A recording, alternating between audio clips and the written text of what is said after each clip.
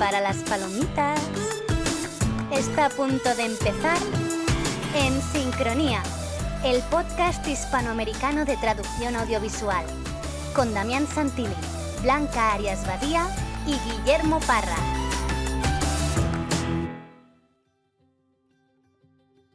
Les damos la bienvenida al episodio número 44 de En Sincronía, el primer podcast de traducción audiovisual del mundo. Soy Damián Santilli y estoy sincronizado desde Buenos Aires, Argentina, con Blanca Badía en Barcelona y Guillermo Parra.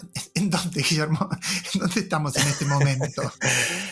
Estoy en Francia. Sí, pero continuamente me arruinás la introducción clásica y pactada de los episodios. Francia, en este momento. Okay. Vida de nómada, Guillermo, ¿verdad? Cada vez más. Sí, no es culpa mía, es culpa de Pascal, que conste, que quede registrado. Es ella la que me arrastra. ¿En París o qué? No, pues acabamos de cruzar la frontera desde Suiza. O sea que estamos en la zona... En la zona fronteriza, vamos. Y lo cual implica que cuando ya la gente esté escuchando este episodio vas a estar en cualquier otro lugar. Por supuesto. No me van a ubicar. Misterioso. Que siga el resto de mi tarjeta, eso sí.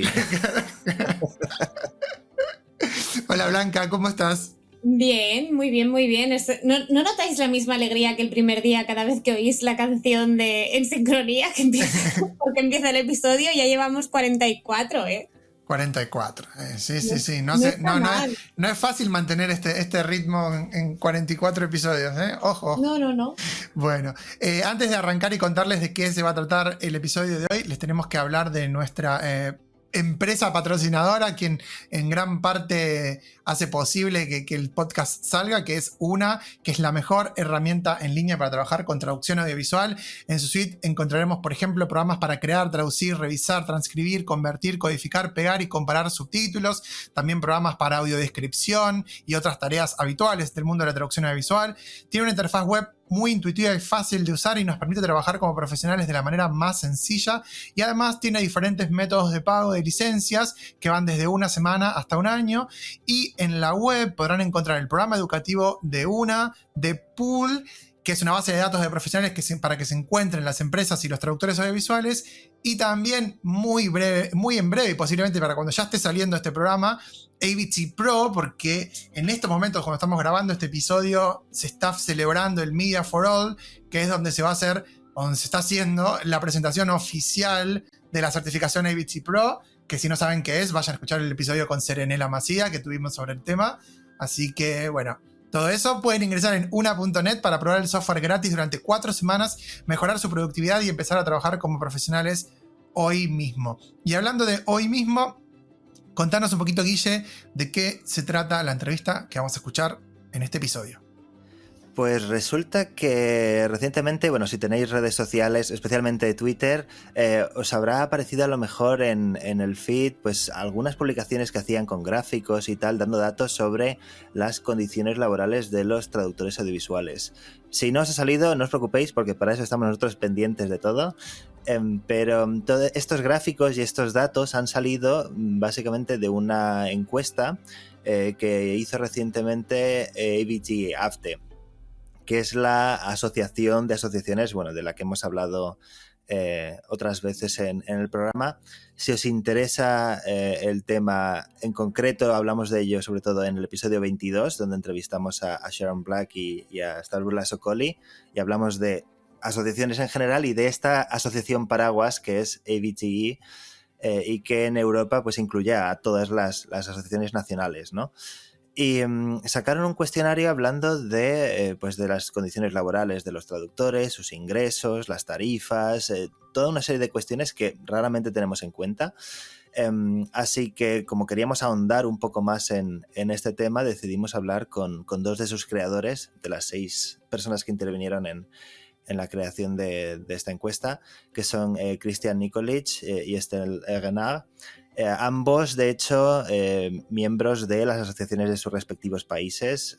Kristijan en Croacia y Estelle en Francia, que de hecho Kristijan es el fundador de la Asociación de Traducción Audiovisual en croata, y Estelle fue incluso presidenta de la Asociación Francesa. Con lo cual, gente como muy, muy activista, muy involucrada, y que pues quiso profundizar en esas cuestiones para ver cómo está el panorama y también pues bueno, qué acciones se pueden tomar para hacer algo al respecto, ¿no? Porque a la hora de hacer cambio necesitan datos y este cuestionario que vamos a presentar pues ofrecía esos datos. Así que pues eso, yo creo que va a ser una entrevista súper interesante, súper informativa. Sacad libreta y boli y tomad nota. Exactamente. Y hoy vuelven las secciones, después de un par de programas donde las teníamos ahí como medio abandonadas.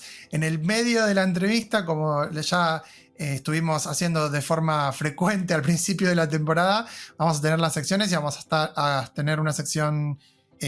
mi sección y la sección de Blanca. Yo en el laboratorio audiovisual, continuando con la temática de audiodescripción que tuvimos en el episodio anterior, que no tuvimos secciones, voy a hablarles de la herramienta de audiodescripción de Ooona, que no es algo muy, muy conocido, porque de hecho ni siquiera la tienen publicada en la página web, hay que como pedirla aparte. Pero la verdad es que considerando que es un rubro donde se está trabajando cada vez más y que no es tan conocido entre las especializaciones, saber que existe una aplicación específicamente para audiodescripción es algo que considero que puede ser bastante interesante, así que de eso les voy a hablar. Y después vamos a tener también los minutos divulgativos, Blanca, anteúltimos minutos divulgativos de la temporada.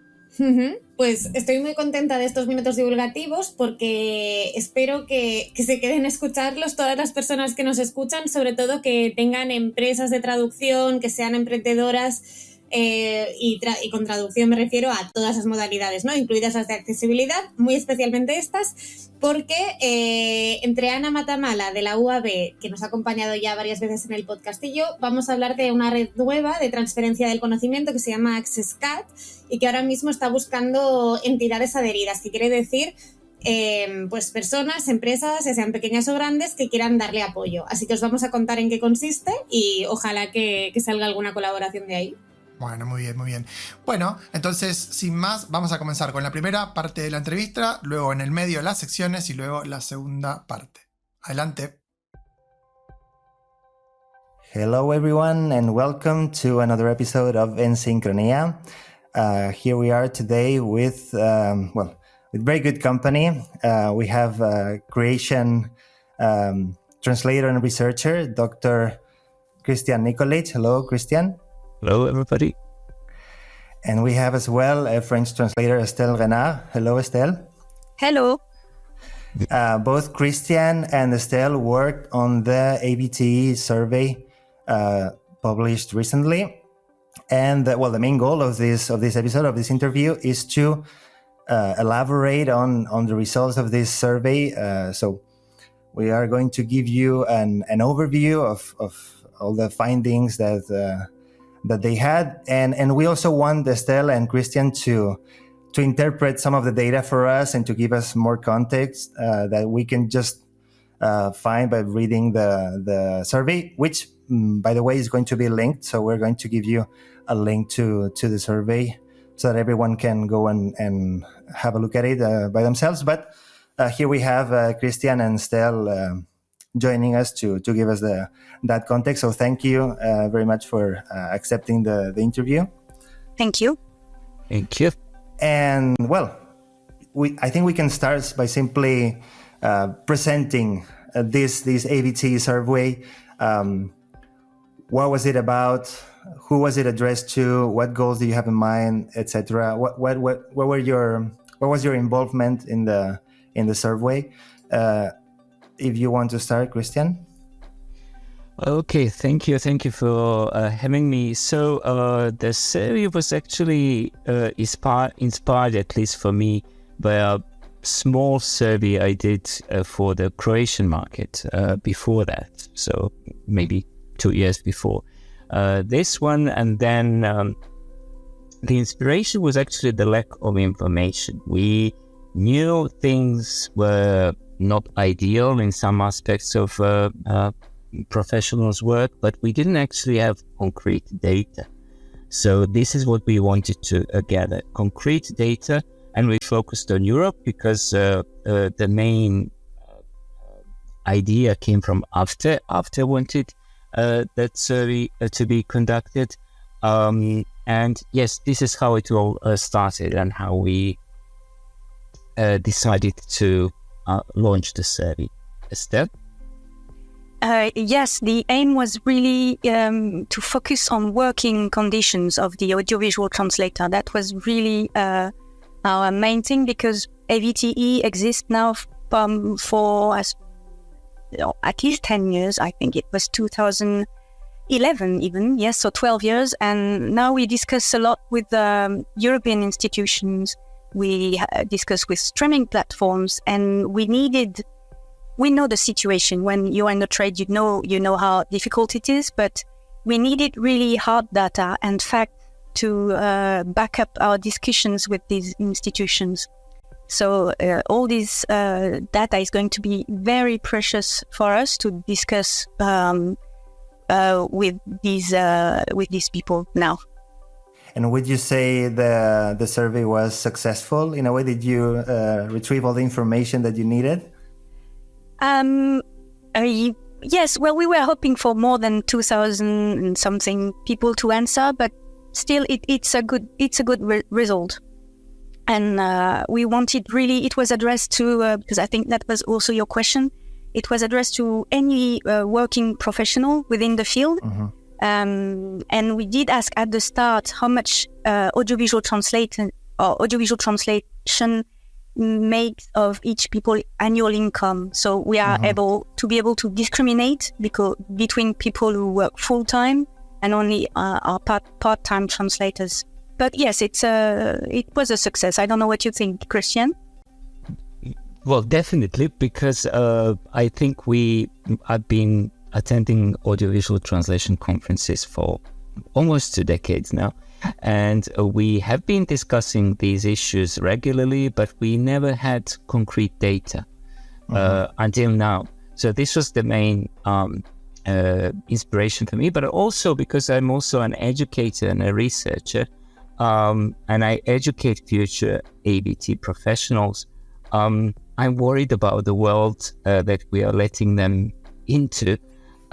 So I wanted to learn more about it, and also help after to maybe change those problematic aspects of the profession, and there are many. So as the information, the data has shown. Yes, we will get into every single topic, but in general, what would you say were your expectations? Not just regarding how many people were going to respond to the survey, but were you expecting better results, worse results? Were they? Was there something that surprised you particularly from the findings that you have? For me, the most surprising aspect, actually the aspect that got me thinking about it later, was this huge difference between the level of education that these people have and the income, and also not just the income at the very beginning of their career, but this income actually doesn't improve as the data has shown through their career. And I think in any given profession, you will have some sort of progression, either in terms of your career chances or better income, whatever. More or less, it stays the same for those people. And I'm worried actually about people who spend ages first to get these degrees, and then it's also working hard for maybe decades, and not having any sort of recognition for that experience. For instance, 20 years on, maybe you should be something like a senior subtitler or whatever, but that doesn't happen. And everybody's treated the same.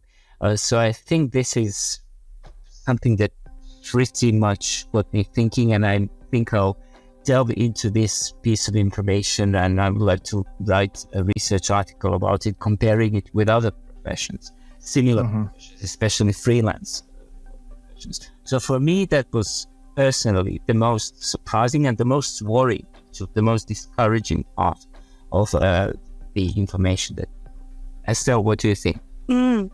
Yes, well, I think none of it surprised me really. None of the results, because being an audiovisual translator for 20 years and being part of AVTe, where we talk a lot amongst ourselves, among translators of all various countries of Europe, I knew what we were going to get, I think.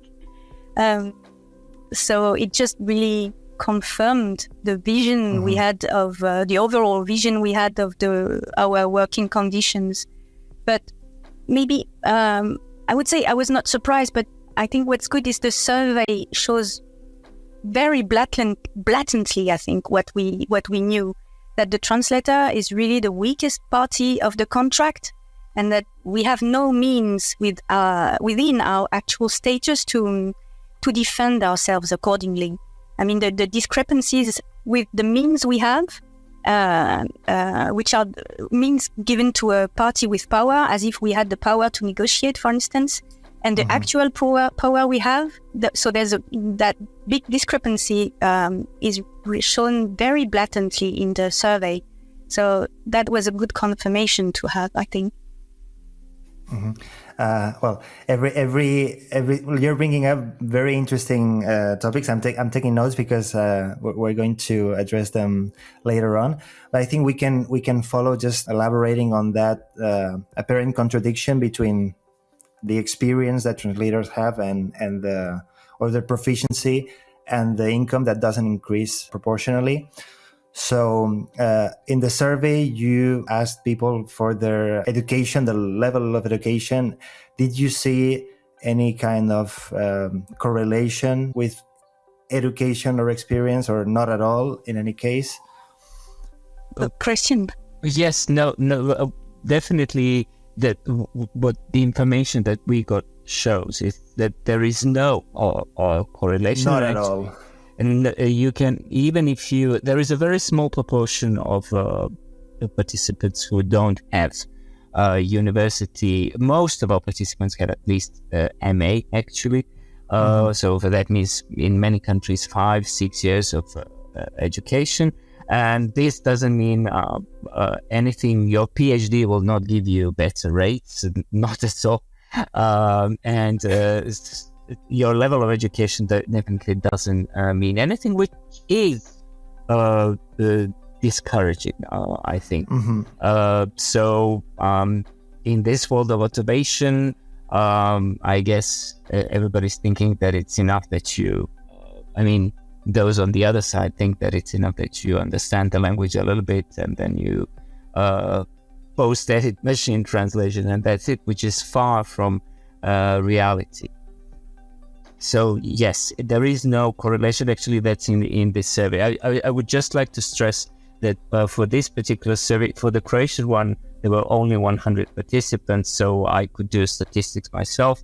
This time around, we had a very active collaboration with a professor of statistics, actually psychology and statistics from the University of Zagreb, Professor Mirjana Tonković, who helped us design and test those questions and also processed the data, and her PhD student, former PhD student, Jana Kiralj as well. So the data is definitely verified and everything has been checked properly. So it was an active collaboration between AVTe, me, and also the other two people that I've mentioned. So you can pretty much trust the data as reliable, I think. I think it's super interesting that you relied on the specialist for this because, it's more reliable. Yes. Yeah, it's we don't have more the reliable. skills. Yes, to address that type of data. Yeah, I would like also to thank Mirjana and Anna to help us. That was their work was paramount in this survey. So yeah, thank you, Kristijan, to mention them again. And I just wanted to add about this question between experience and the income. I think it's all linked to the structure, I think, of the market. It shows that because the market is working actually backwards. Instead of you saying, well, I'm 20 years experience now, so I want this rate, you can't, because it's your client to say, here is my rate, take it or leave it. So I think that's it shows the market works really the other way it should be working. And it confirmed really the fact that the experience is not valued. So the end result, that means the end results and the quality of the product, because what we do with a product is not valued as well. Mm-hmm. So it's basically the cost of all of this is the conformism of the client who doesn't see the huge quality difference that can be between someone who just graduated and someone who's been 20 years in the industry, right? And yes. Would you say that? So there's something that's not clear to me. And when you send this survey, did you make any distinction between the type of role that translators were doing? So if they were doing translation or more reviewing or conforming or things like that, or just timing templates. So no, that would have been very interesting, but it was already quite a long survey. Complex, yeah. And we couldn't go really into this. And Okay. I think what is more important is to know about all audiovisual translation as a whole. So we treat it as a whole, really. Mm-hmm. Okay, because what that makes me think, of course, translation. When you start in the industry, you start translating, right? So there could be this. Well, this is not in the survey as you were mentioning, but there could be progression, I guess, from one role to another. That's perhaps as badly paid, but that requires more experience and more. So I have the impression that many translators start translating and then become something else. Is that over the years? Is that possible? Or I think it really depends on the country you are in and possible career you can have or not, because there are many countries where audiovisual translation is just a side job. People are doing something else because they can't live on it only. And can you name examples of those countries so to get an idea? Well, not countries? France. Not France, clearly. Well, but it can also happen in France. But I think in countries like maybe in Portugal or in Greece, where you can't live on rates that are really too low, or you would. I mean, you can't live long on those kind of rates. I actually remember one intervention. I think it was from a representative from SDI, Ooona SDI, at a Languages in the Media conference, and he said something like, "Well, you get into the industry, you work for a few years, and you burn out, and then go follow your dream somewhere else." Something like in the lines of that, and that was very scary. Like the way he just claimed that. I know it's a it's a controversial issue, but was very frank of himself. Him being honest, I think. Yeah. And the comment section was closed, so you couldn't reply to that.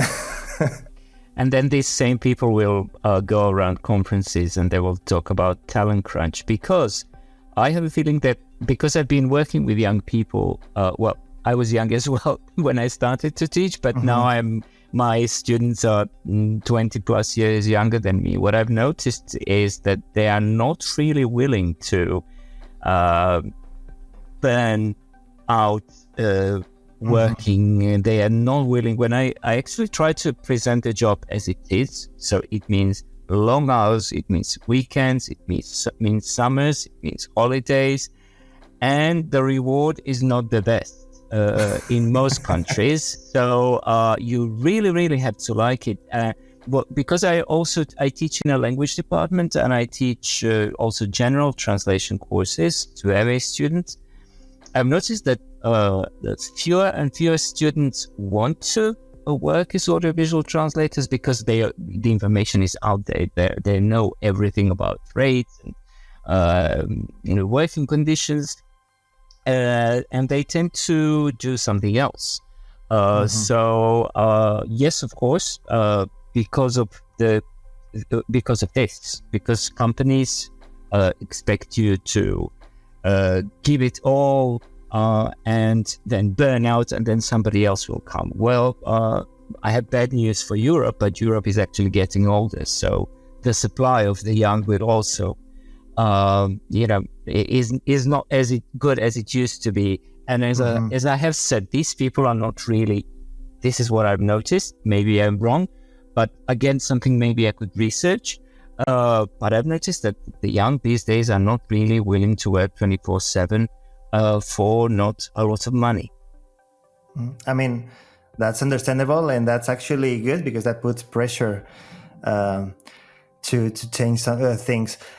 We can. I would like to leave that for the end because we can kind of conclude and also give some positive and on a positive note. So I'd like to leave that for now. But I don't think everything is necessarily negative. But we need to be realistic about what the conditions are in the industry right now. You mentioned in your survey the concept of a fair fee. Could you elaborate on that, what it entails and what areas it covers that we don't usually take into account as translators? I think I would say translation is like the tip of the iceberg of what you're doing. And the survey shows that when we think about a rate, we usually forget about all that is not translation, which is administrative work, doing your account, looking for new clients. You forget about time off. You need to have evenings with your family, maybe weekends, vacation. Hopefully. And you forget about what you have to put aside for health and old age. And very importantly, you forget that you're a freelancer, and you need to think about those idle periods that you will have. So all this has to be, or should be included in a fair fee. So concretely what it goes to is that when you think, for instance, I can subtitle 30 runtimes minutes a day. Well, first you have to think, can I really do this every day of the week, every day of the month also, and all my life? Yes. Mm-hmm. And so the answer is probably not yes. So you have to try and think about a more comfortable pace. So you say maybe more 20 minutes a day, 20 runtime minutes a day to translate. And then to have a fair rate, you need to divide this by 2, because what the survey shows is that a fair rate is only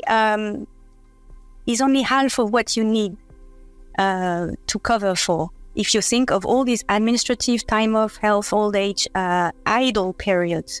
So we thought at the end of the survey, looking at the survey for subtitling, a fair fee would be something that allows you to work to translate 1 runtime hour per week, and that would cover everything. Another thing that I would like to add, that the first thing I explain to my students is that when they become freelancers, be they translators or hairdressers or whatever, what you get into your account is your turnover. This is not your income.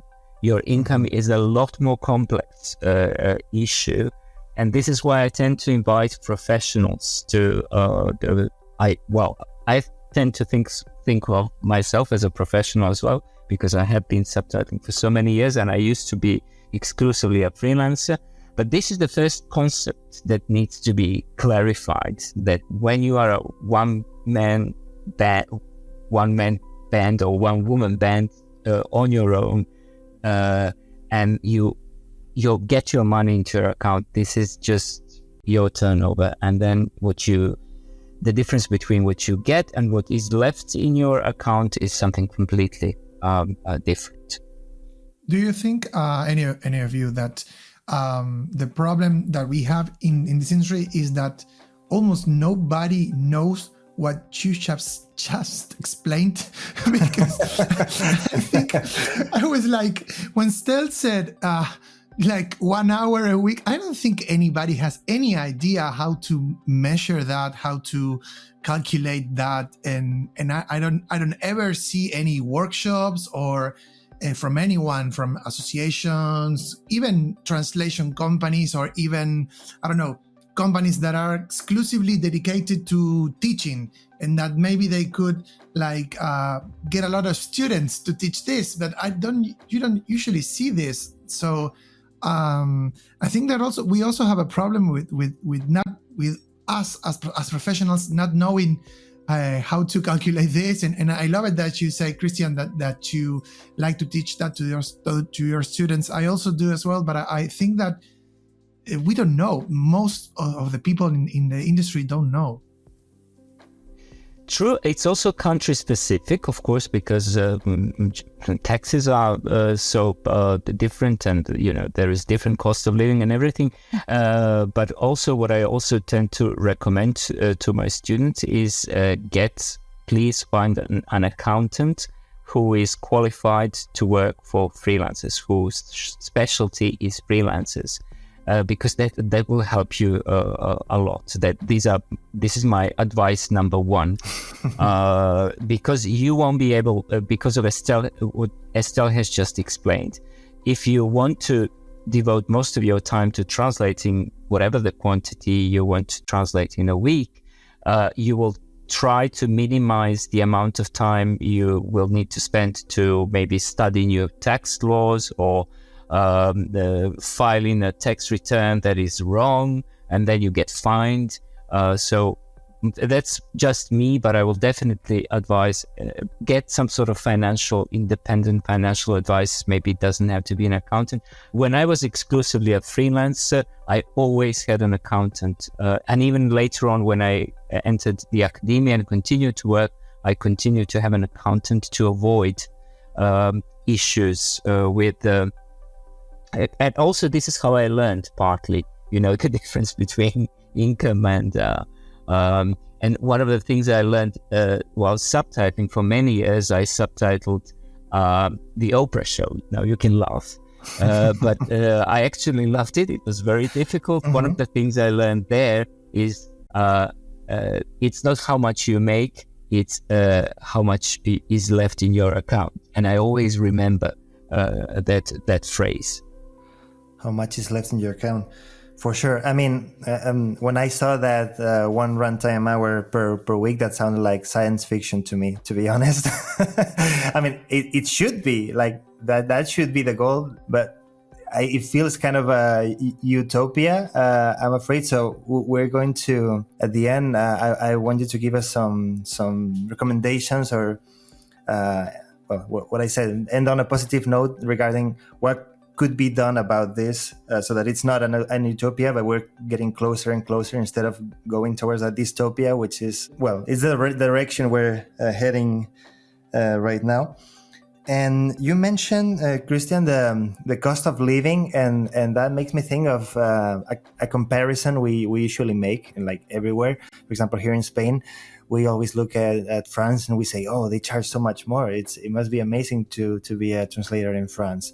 But we don't really consider, and we don't have their information, the cost of living in France, which is much higher than in Spain. So what were your findings in the survey regarding this relation between rates or fees and the cost of living? Which countries would you say were more or less favored by this? Oh, well, I think we sort of established that there is no significant difference, because when you take into account the cost of living, the working conditions in terms of pay are not ideal anywhere. But also the concept of the cost of living is a very fluid one. And I can give you an example. And so we are already, I think, past tense as far as our survey is concerned, because in the meantime, many countries were hit or have been hit by this massive inflation hike. So, and that, of course, hasn't been followed by the increase in rates. I can just give you an example of Croatia that also in the middle of all this chaos introduced the euro on the 1st of January this year, which unfortunately many people used, many businesses used in their own advantage to hike prices. So what used to be valid in our research a year ago is no longer valid, because it's even worse as we speak, because the cost of living has gone up and the rates have stayed the same. And if the rates stay the same, that means that they have effectively, as far as I understand business, have gone down. They have actually decreased, and they have been decreasing for over, I think, almost 2 decades now. So this cost, the piece of information that we have was a sort of a snapshot in time, but I think this is why this research would need to be continued. I would actually like to apply for funding to get maybe more data in the future to be able to correlate the findings from what we found out a year ago, maybe in 2 years, and then in 4 years, and then we will be able to compare the data. So I think we still can't really say for sure anything conclusive about it, but we do have some indications. Estelle, would you like to add something? Yes, I think it does show a clear tendency, but it's a very, very interesting question, actually, Guillermo, because we spend so much time trying to find how to get the answer to that question. You know, how to compare what is comparable between countries, and that's why we've done funny things. We've put funny questions like how many runtime minutes you need to translate to pay for your Netflix subscription. I love that part. The Netflix subscription part. Yeah. That's amazing. Good idea. Very good idea. Because we had done that before previously, just among ourselves within AVTe with a liter of milk, a pint of beer, and just to see how the rates relate to cost of living. And I think the results, what we did was to take the monthly household expenditure, which is in correlation with the cost of living in every country. So, and that's a slide we have show a clear tendency. I think, of course, it will have changed.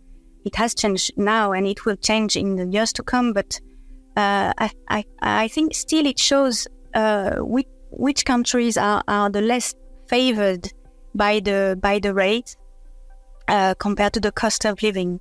And what was interesting is that we see, for instance, that northern country or countries like Sweden are as well off or as bad off. I don't know how we would say. Spain and Sweden are the same, actually. They need the same amount of minutes generally to cover the net monthly household expenditure. So that was interesting to see.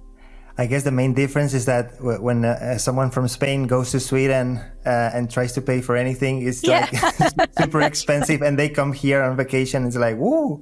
Very true. But in our own countries, it's the same. Yeah. When you live in the country you work for, yeah.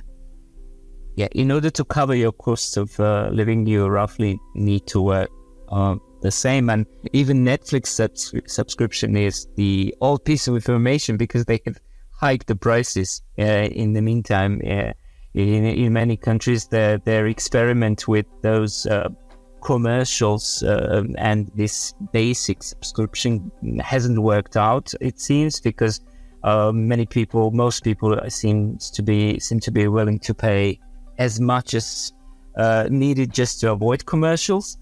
So that was a sort of, I think I've read somewhere that hasn't been very successful, and I would personally never take such subscription.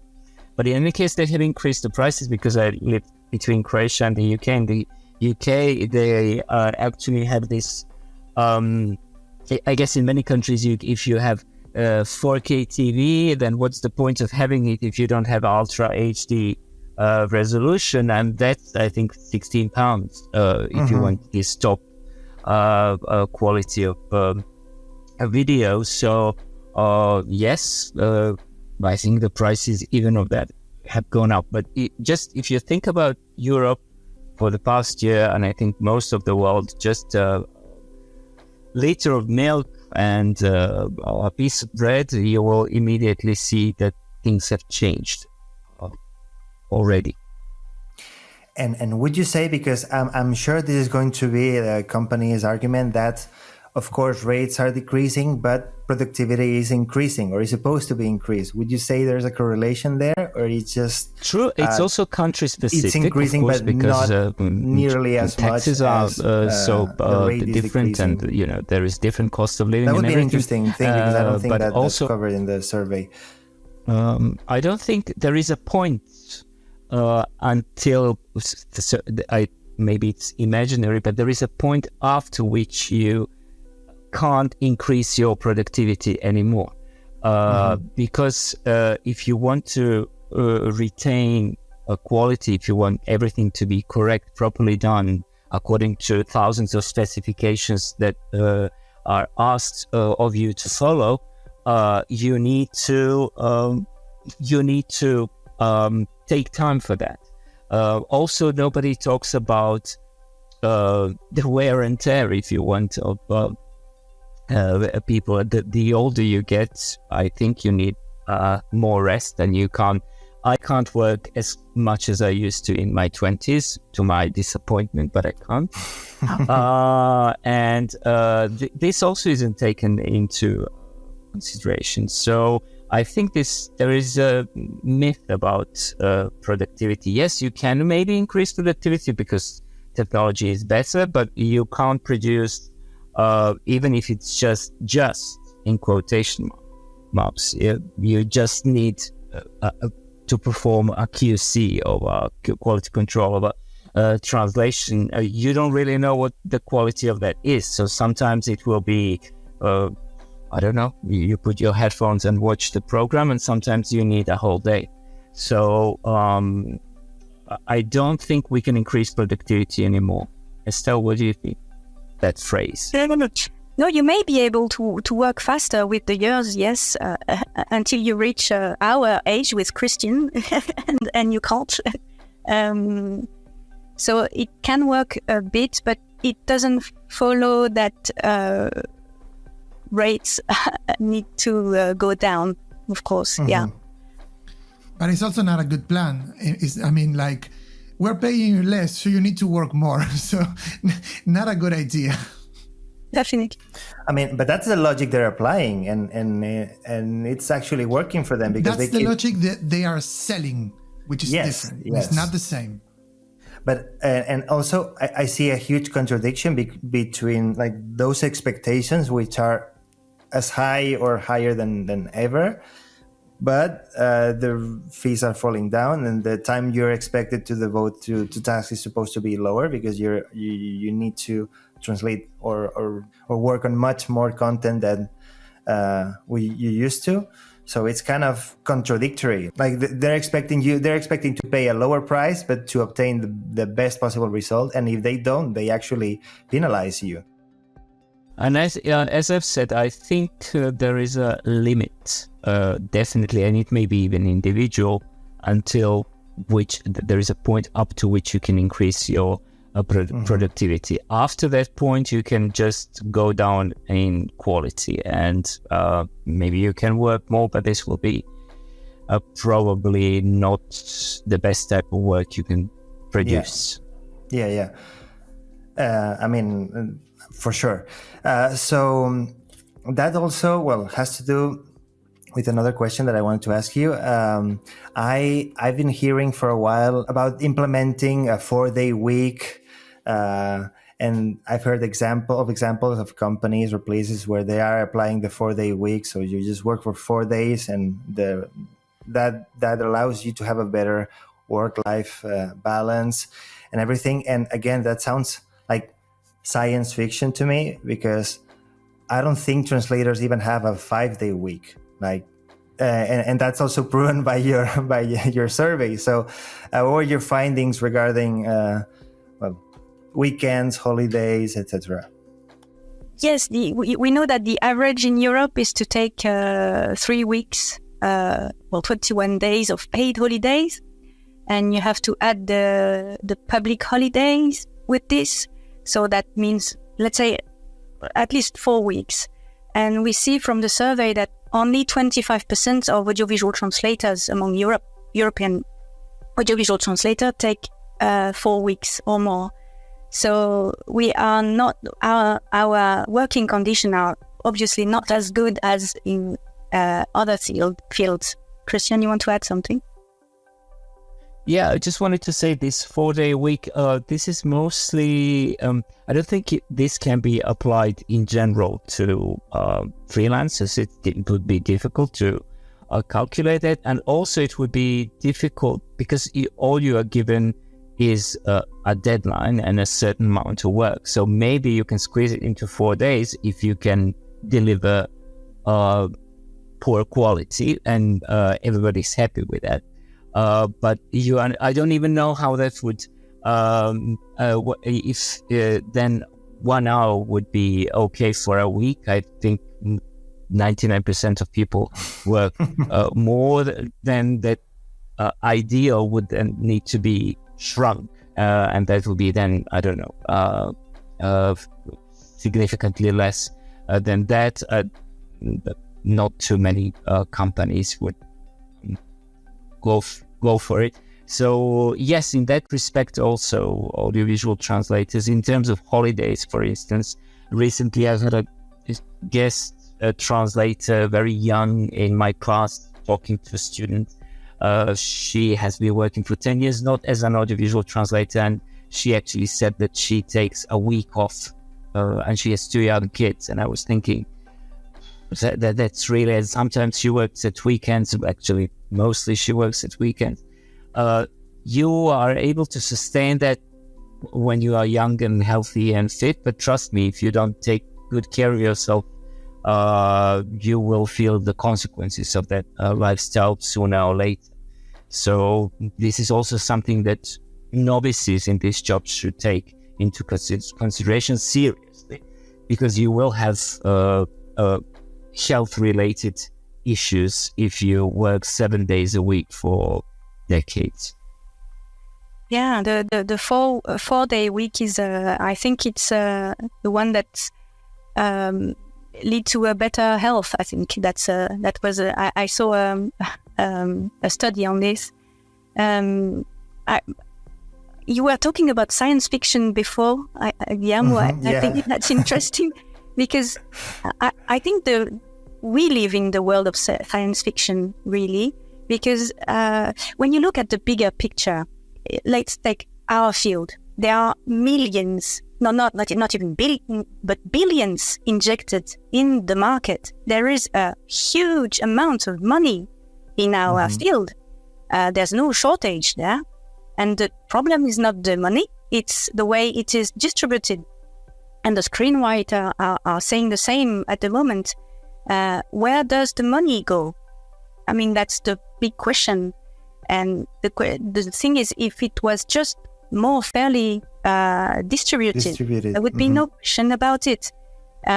So the science fiction is the world, like Damián was saying before, the world we are sold, the world they are selling, which is a science fiction. we are made to believe there is no alternative. But this is rubbish, of course. So we just because when you see the talent crunch, that thing is being pushed by these companies. So it's obvious that they're trying to sell that, and sadly, many translators are buying. Mm-hmm. Yes, because it's flattering too. So, they need talent, they need me. It's it works like that too. I use the argument Estelle has just mentioned, billions are injected in this industry. And then professionals told me there was this London event for the localization industry in February. I was invited to with Jorge Diacintas and Agnieszka Sharkowska as well. Mm-hmm. And we talked about it. And then somebody said, yes, but this is maybe 10 or 15% of the content. The rest is really underfunded. And then I used a counter argument and I said, well, professionals are not actually paid more if they work on high-end content. This is used as a kind of recognition of your talent or whatever. But you're not paid more for high-end content. You're paid the same for content that you may describe as rubbish, that is just there to fill up a catalog and even that rubbish content can be horribly difficult to translate. It's usually very difficult to translate. Yeah, there's no correlation there. No, not at all.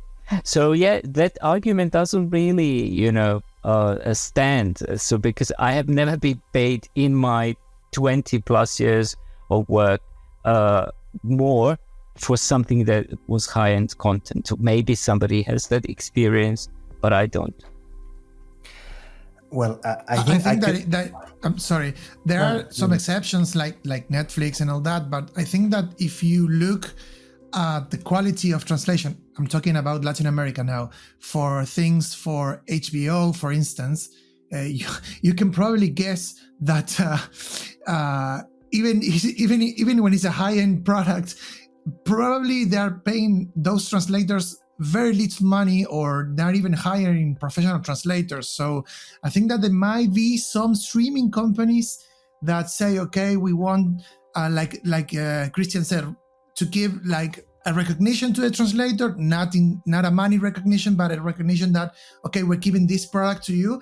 But if you leave Netflix and you go ahead to analyze Apple TV, for instance, or Amazon and all that, you're not going to find that they're investing a lot in translation. Here, for instance, I wrote many years ago something with the case of Game of Thrones, in which the subtitles were terrible. And like Estelle said, they were investing millions and millions and millions of dollars, and probably the one who did the translation got, 50 cents per minute to do the translation. So it's, yeah. The recognition is nice, but you will not pay your bills with that recognition. So no, I tell my students that all the time. That it's very nice to publish on LinkedIn that you translated a movie or something like that. Yeah, it's very nice but those likes are not paying your bills. I recently read a response to an email written by a translator, and she was saying something like, you're telling me that this huge company, like international company, cannot pay more for this, but I just Googled their annual income or quarterly income, and this is the amount of money they move. Are you seriously telling me they cannot pay 30% more of what you're offering? And I think it's a great response. I'm not sure if it worked or not, but it's like, I feel enticed to reply something like that when they say there's no budget for it, because it's simply not true. Mm-hmm. And we see it very clearly in France, where we are a dubbing country, and we can see it when I see the budget for the dubbing version and the subtitle version, and the budget for the actors, the renting of the studio and everything for the dubbing version. The translation is a tiny bit yes. of it. So even, they wouldn't even maybe see if they were paying twice what they are paying the translator, because it's so tiny. But still, it makes, I suppose, for the big company, it makes the action better, happy. And from that tiny, sorry, I just wanted to say, from that tiny budget, Estelle, then sometimes they take the translation for dubbing for the subtitles, which means that the subtitles don't get any funding at all. I wanted to say, in connection to what Damián said before, that in terms of accessibility services, such as subtitles for the deaf and the hard of hearing, this lack of quality is very noticeable in most platforms. So there's an issue regarding the amount of titles that have this kind of services, but also regarding the quality of the services that are now available. And in some cases, the budget from, I don't want to say which ones, but some of the platforms that Damián mentioned is zero or very near to zero for very popular TV series where you can find exactly the same subtitles in fan-subbing platforms, and you can clearly tell that they were taken from there. So it is a quite terrible situation, I think, for subtitling in streaming platforms right now. And I think this is a good moment to interrupt the interview and leave you with our regular sections. I'll leave you with Blanca, Minutos divulgativos, and then we'll go with Damián and Laboratorio Audiovisual. See you later.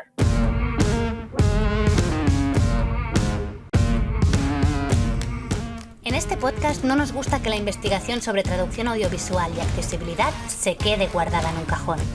Empiezan los minutos divulgativos con Blanca Arias Badía.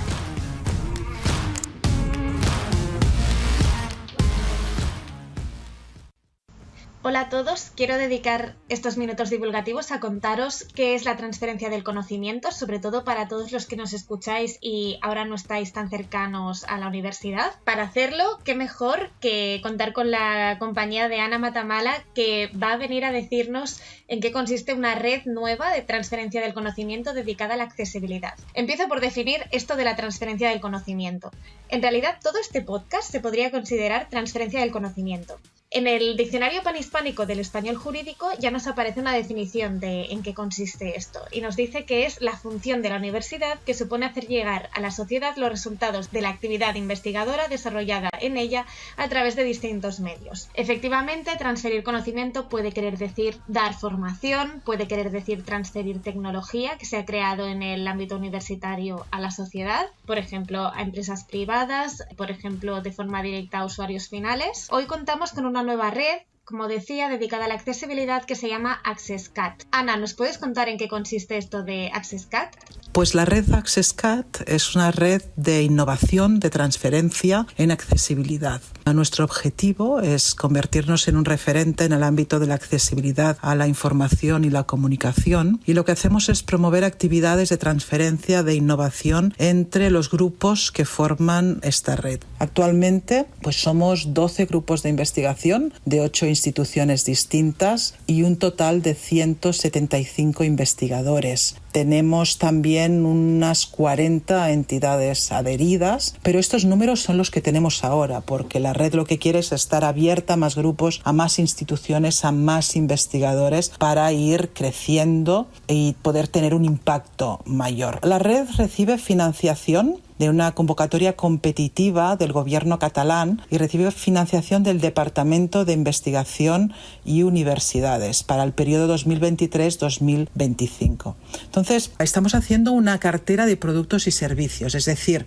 queremos dar a conocer todos aquellos productos, todas las tecnologías, todos los servicios que pueden ofrecer los grupos de la red a la sociedad, a las empresas, a las instituciones. Queremos también visibilizar la investigación y la formación que estamos llevando a cabo los grupos de investigación de la red. Queremos ofrecer también formación a nuestros miembros, a los miembros de la red, para que se formen en transferencia de conocimiento, en innovación, pero al mismo tiempo también queremos ofrecer formación externa, es decir, formación en accesibilidad a la información y a la comunicación en un sentido amplio a empresas, asociaciones, etc. Dentro de la red tenemos una acción que nos va a servir para financiar soluciones, tecnologías disruptivas que surjan de la red y les daremos apoyo. También estamos promoviendo actividades de sensibilización sobre la accesibilidad para dar a conocer nuestras investigaciones y también damos apoyo a lo que llamamos misiones internacionales de nuestros investigadores. Promovemos también la participación en normas, en estándares nacionales e internacionales y también organizamos demos o showcases para demostrar todas las tecnologías y soluciones que tenemos. Esto es lo que promueve la red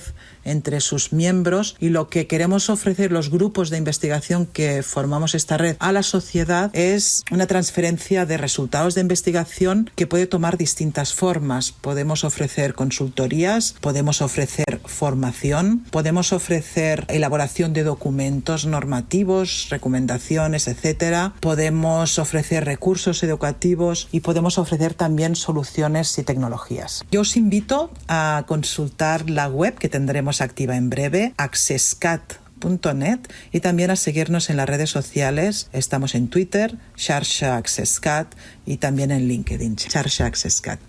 Muchas gracias, Ana. Os animo a todos a entrar en esta web y a informaros más, muy especialmente a todos los que sois emprendedores y tenéis empresas propias sobre medios, comunicación o cultura, que ya habéis visto que son los ejes de la red AccessCat. También os invito a contactar directamente con Anna Matamala si queréis más información, y aquí os esperamos en los próximos minutos divulgativos.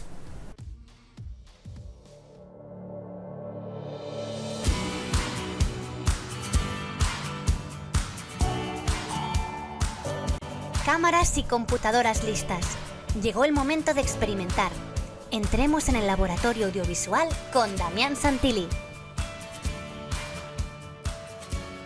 Les doy la bienvenida al laboratorio audiovisual. Hoy les voy a contar sobre una herramienta que podríamos decir que Ooona tiene escondida.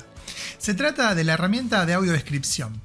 Para continuar con la temática de lo que se habló en el episodio 43, hoy les voy a presentar esta aplicación que ofrece Ooona y que es pionera en software para este campo de especialización. Como ya sabemos, Ooona es una suite de aplicaciones dedicadas a la traducción audiovisual.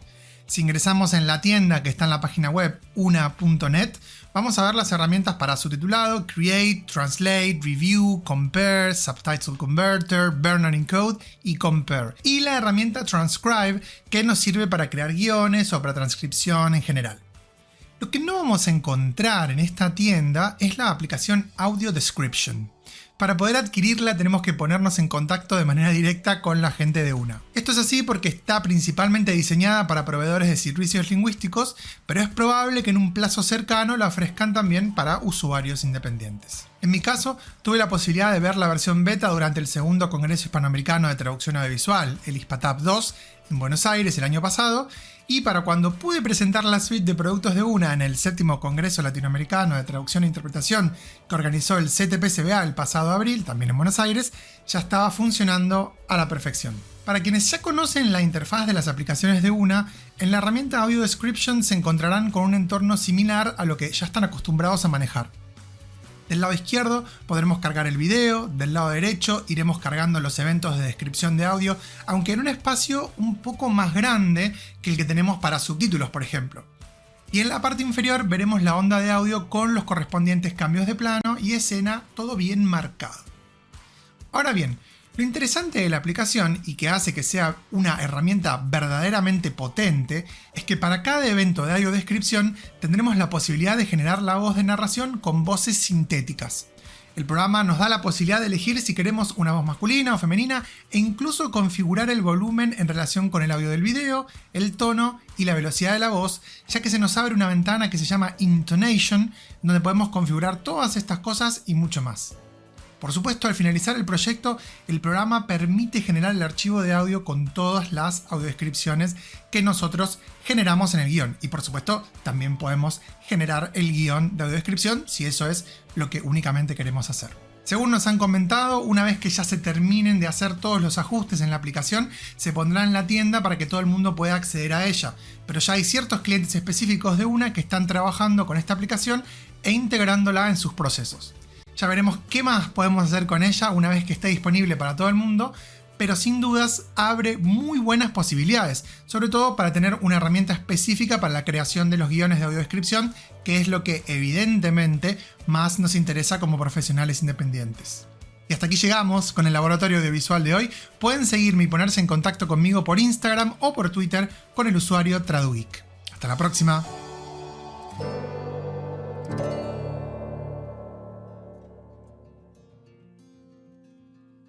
Well, welcome back, and thank you, Damián and Blanca, for your sections.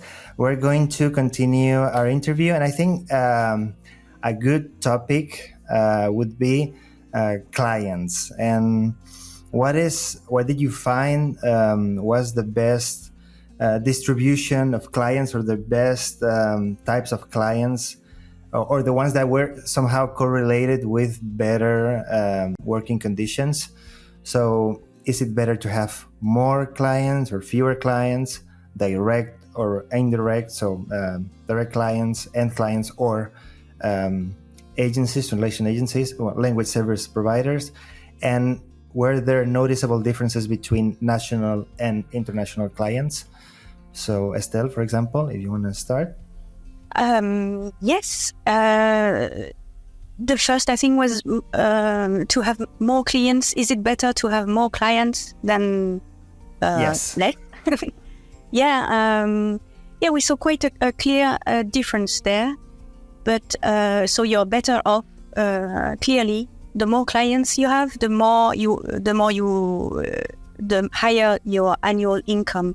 I think it's simply, if I can interpret it, I think it's simply because the less precarious you are, being a freelancer, you are a precarious person. But the less precarious you are, the more clients you have, the less idle periods you will have, and then your global income follows suit. So that's only logical. So the advice there would be to have more than one client, that for sure, but even try to have more than 2 or 3 if possible. And then the other two questions, direct versus indirect. Of course, when there's no intermediaries, it's clearly to work directly for clients, which is better. If these are big distributors, for instance, or something like that. And then the last one, national versus international. I think it varies a lot between the countries. For instance, between Kristijan and me, between France and Croatia. In France, you're much better off if you work for national clients. But I think in Croatia, it's the complete reverse, right, Kristijan? Absolutely, yes. Also, the number of clients, I think it may depend on the country. Somebody said wisely, you shouldn't put all your eggs in one basket. But the problem is if all these baskets are rotten. So what do you do with that?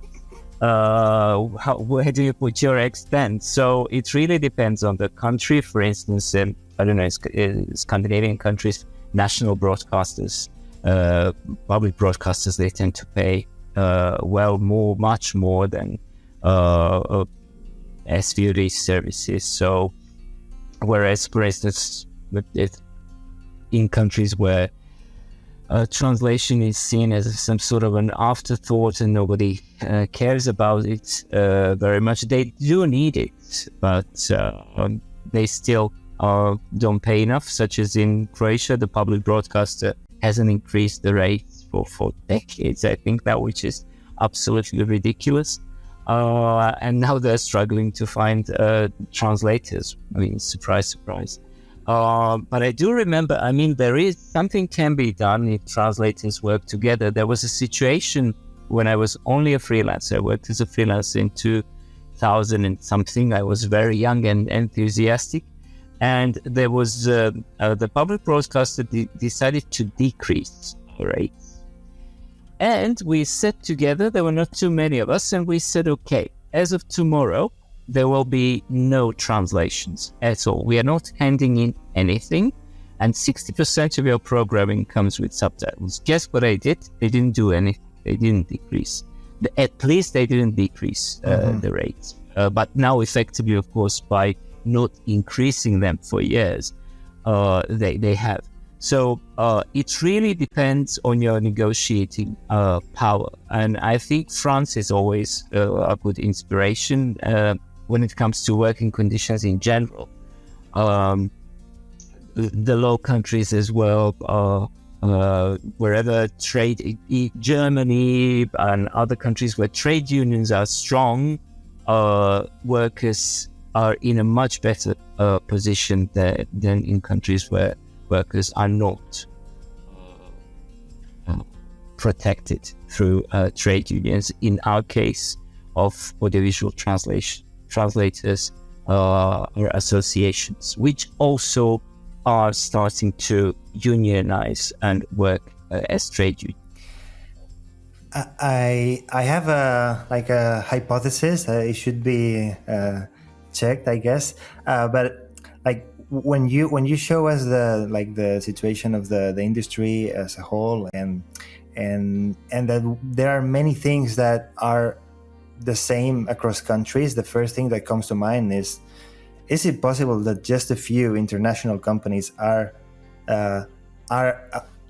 imposing those poor conditions on everyone, anywhere, regardless of the country? Because if that is the case, it would be as simple or as difficult as changing the habits of those companies, right? Yes. The thing is, which is strange, is that we often talk, for instance, about IUNO, which you know. IUNO has bought very recently, but I think it was 3 or 4 years ago, has bought what was a studio, and their rate stayed the same.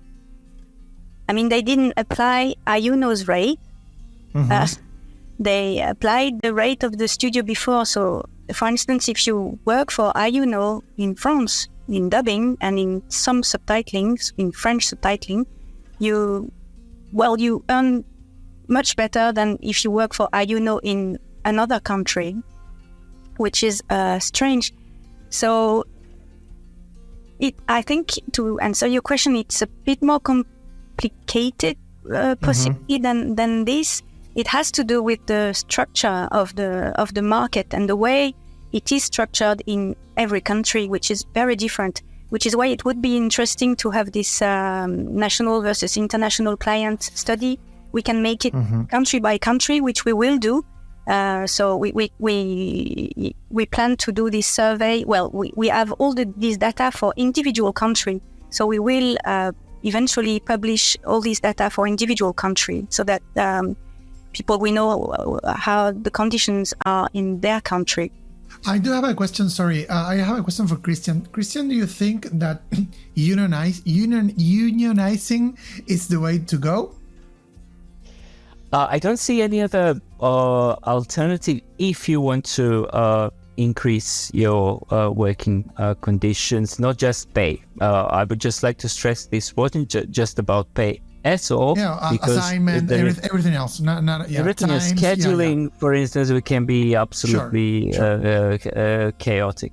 But I think, yes, because if you are faced with a large company and with this principle, take it or leave it, we will find somebody else, then your power is zero. But if all of you get together, or 70% of you get together, then of course things can change if you negotiate with clients, because you as an individual, I think it's almost impossible to change. I've never been in a position when I change something on my own and say, hey, you are paying me more because of this and that.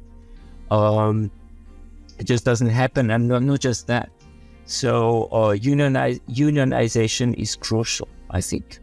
But what happens if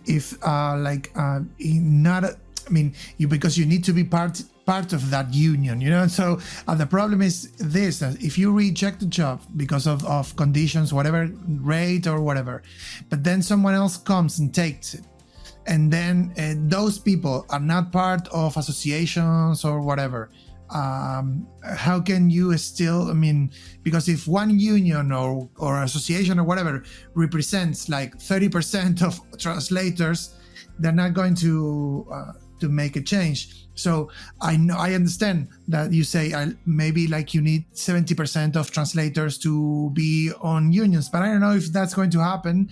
And so probably we need to like take another route, or think maybe of another way to reach, or maybe what I mean is like, what can that 30% do to change something, and so if that 30% works with associations, maybe there's a possibility of changing. Yes, I think absolutely. The success of these negotiations will then depend on the strength, on the number of people in that association, which is why I think it's crucial that everybody working as a freelancer joins that association. Yeah, I totally agree with that. But then when I joined, for instance, Saddle, like 2 years ago, I was member number 77, and I'm from Argentina. You're not even in the UK, yeah. Yes, this is because people don't really know.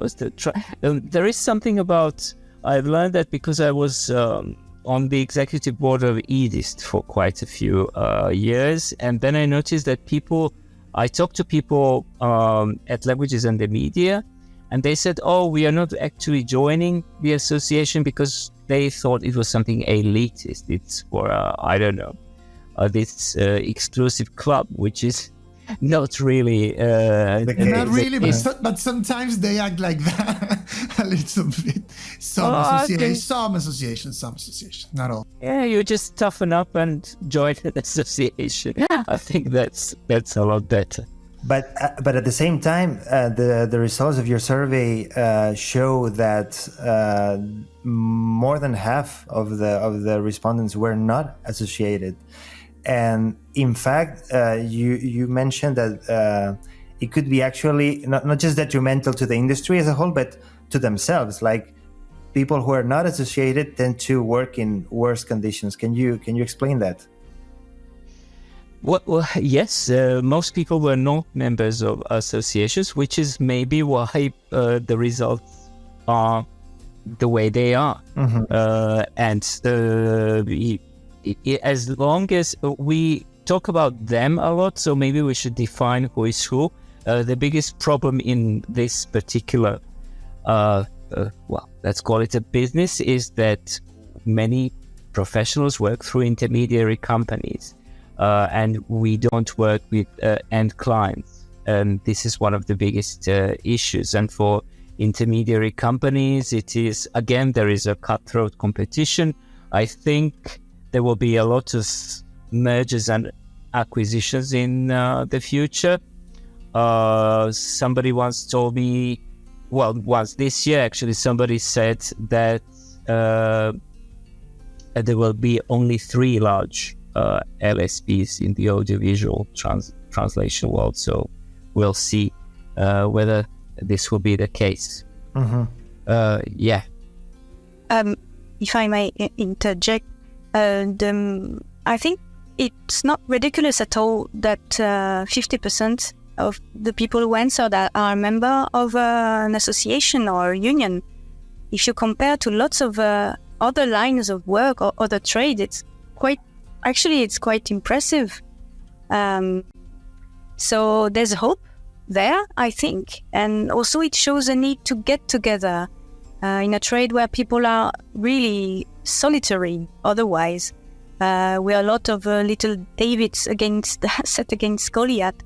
And Damián, to what you said before, if a union that represents only 30% of the audiovisual translators are members, can negotiate with a company, then the contract applies to everybody, not just to the 30% of the translators. So the unions and the association work for everybody. And I mean, of course. Here in Argentina, for instance, we do have like a association for sworn translators, something different, but something like 70 or 80% of the sworn translators are member of the association, but that's because they need to be members to work as sworn translators. They get a registration number and all that. So, I'm part of that. I was part of the board of the association here, so I'm very well aware of that power. But I think maybe it's not that I don't want to come across like I'm against this. It's not that. It's just that what I wonder is if we are hoping to get those numbers to try and do something to change the situation. Maybe we're never going to do it. So that's why I thought that maybe if with the people we have now and trying to get more people, of course, but what can we do? And even what can people outside associations do? Because obviously everyone is sharing the same worries, even though they might not be part of an association. Can I just add something to that?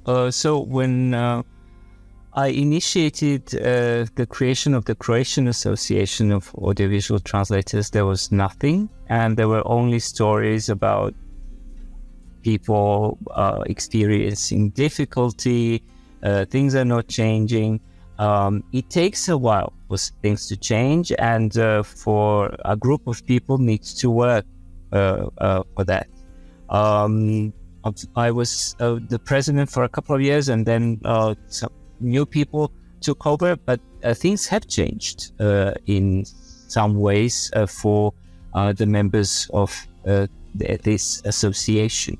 Now I don't have time to go into specific country details, so what I can only suggest is that you can try, and hopefully after a certain number of years things will start changing. But this is what AVTe is about. AVTe was created because of that, in order to change not just of course communication, but also to change the situation for translators. And Estelle, I think we can say that things are moving forward, right? Yes, and that's because the more now we are 20 country and 22 organization, and I think that's the strength in number.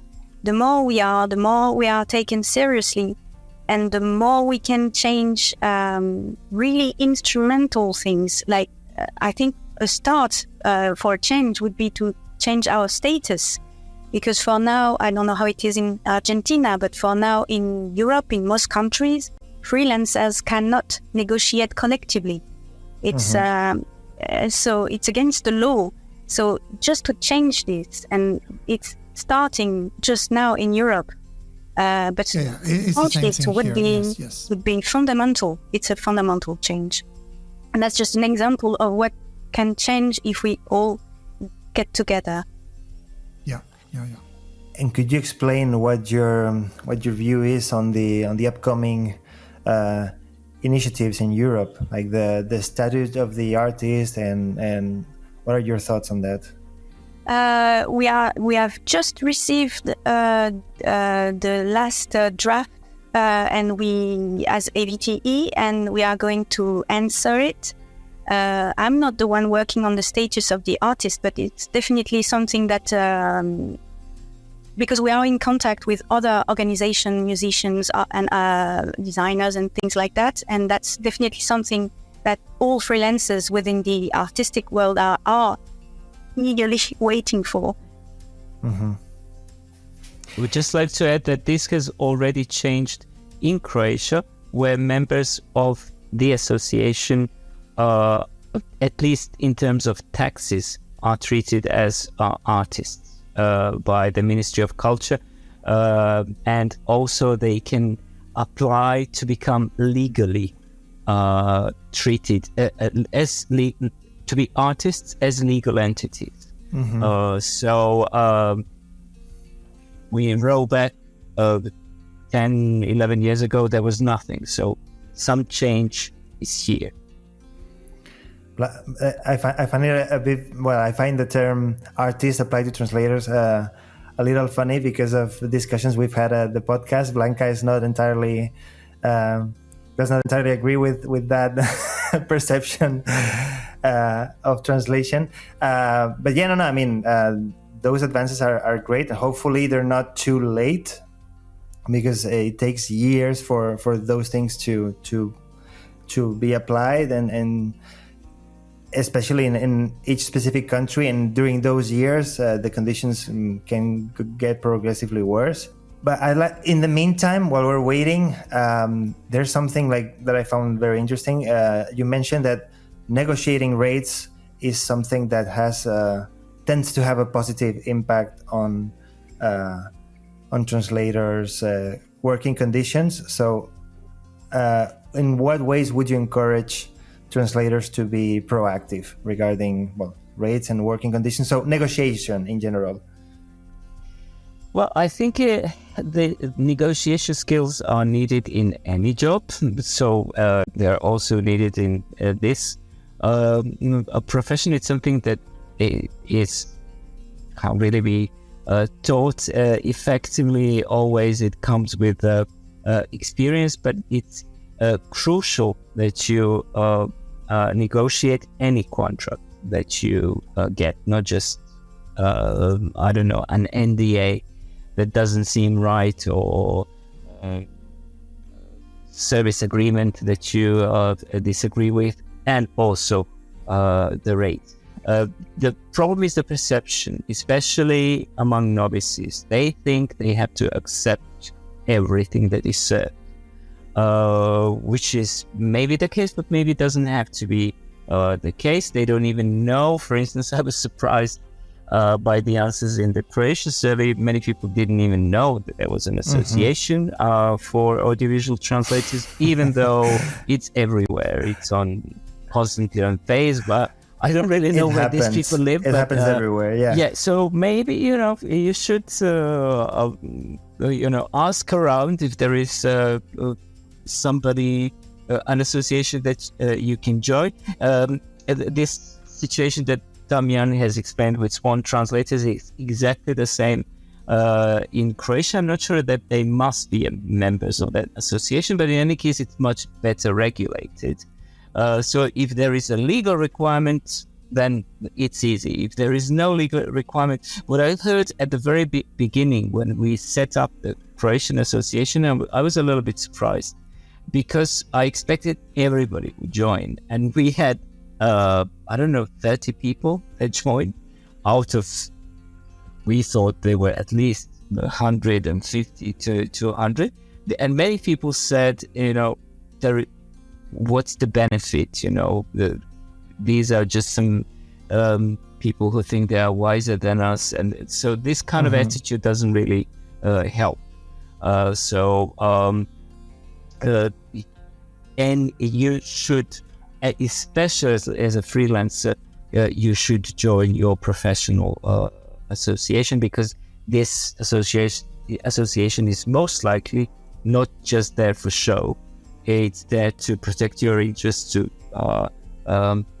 maybe promote the profession, explain the profession to the members of the public who are interested, why some things are the way they are. I've heard so many times why are subtitles condensed? Well, they're condensed because they have to be, and because this is what clients want us, and because the research has shown that you can't read as fast as you think you can. Yes. Join, and also that would be my message. Get involved, because that's something. Because sometimes people do this, like, okay, so I join, I pay my fee for this year, and what have you done for me? So it doesn't. Like a gym. It doesn't work. Like a gym. Yeah. It doesn't work like that. You join and then you get involved and start doing things and start proposing things, because sometimes you say, "Oh, why aren't you doing this?" Because maybe we didn't think of that. And thank you for sharing that idea with us. So yes, that's something that we can even see in large associations. For instance, here in Argentina, that sometimes people just are members and expecting the association to work for them, as if the association is like a service company. And it doesn't work like that. So join and get involved and get to know the people who are giving their time for free in the association, and see what you can do to help. Yeah, and Damián, negotiating it goes back to what you were asking before. What else can we do? Also, then joining is what we've seen in the survey is that there's a gap in the income of people between those who never negotiate and those who even just rarely do so. There's a huge gap of 25% in the income. So there's really this 1-inch barrier to overcome to go in the next income category. If you go just from never negotiate to just rarely do, really we see the income is rising, and you can start. Just think about it. Sometimes you ask for one particular project, maybe more difficult than another.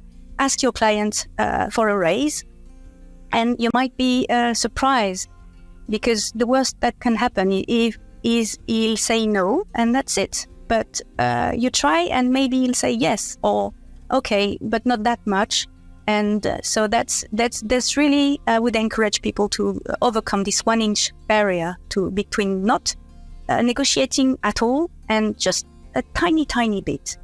And also about associations, excellent. I wanted to say that that's how it is important also for negotiating to be part of an association, because, for instance, ATA, we put on a negotiating course that is free for everybody, for all audiovisual translators, just to learn. It's just one afternoon to learn how to negotiate, how to tackle this.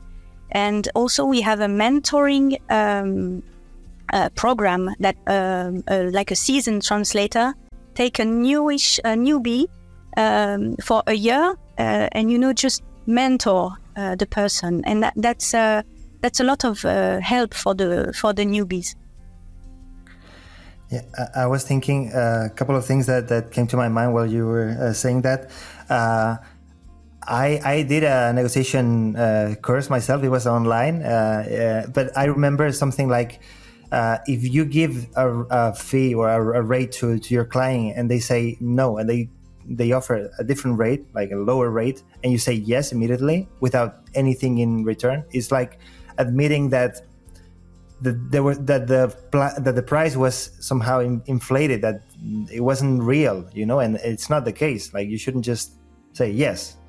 What do you give me in exchange? Maybe not more money, but more time, or maybe better conditions in general. So that's that's something that we should learn, and that we should learn the sooner the better. Because, for example, I studied at the Pompeu Fabra University with Blanca in Barcelona, and it's a great university, and the translation degree is amazing. But there was just one subject on the practical aspects of translating, and it was optional, at least when we were doing it, and I didn't sign up for that because I didn't know what it meant. It was called the ontología, and I didn't know what the ontology meant, and I didn't sign up for that. And it's like, no, it shouldn't be optional. It should be like mandatory for sure. Oh, well. I just wanted to say about universities that's a whole different world. The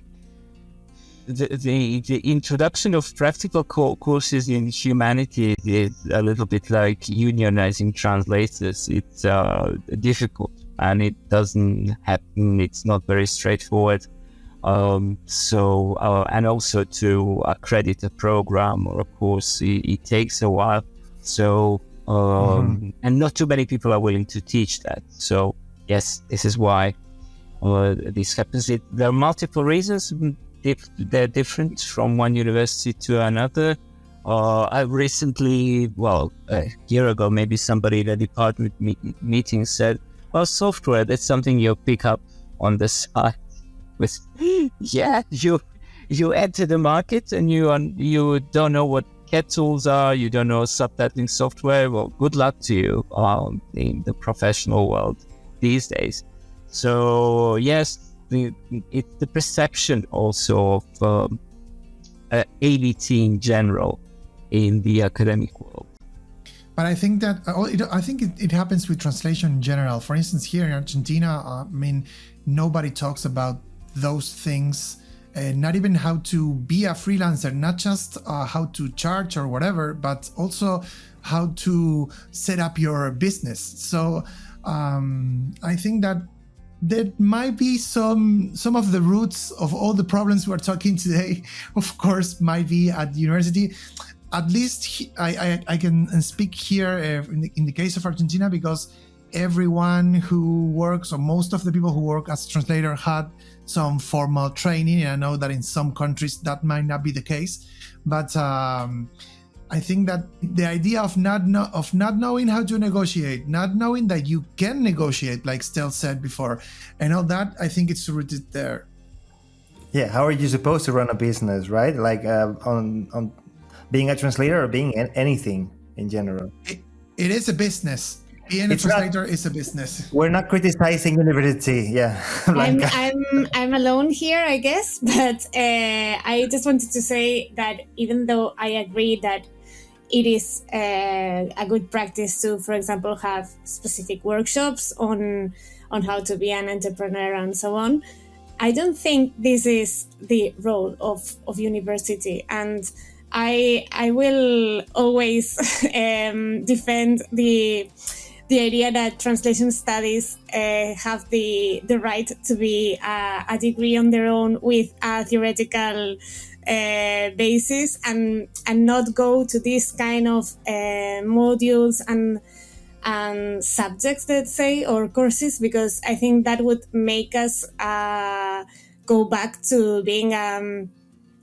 professional training course and not a university degree. So I don't know. For sure, but we're not talking about replacing something, but about adding something. There's a number of credits that you need to, So if you want to comply with the regulations regarding how many credits you need to hold a degree in any European country, then if you introduce all of these courses that you are mentioning, you would be taking out some of the theoretical ones that are now available. So I'm being a bit more strong on this than you should. Than I maybe would be, but it is just to show the other side of the coin, because I think this is relevant, at least for translation. I think translation is on the verge of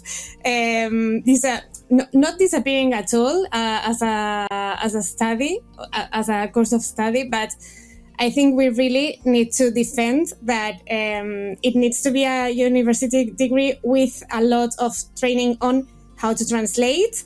And of course, introducing the software, as Kristijan was mentioning, is essential. I totally agree with that.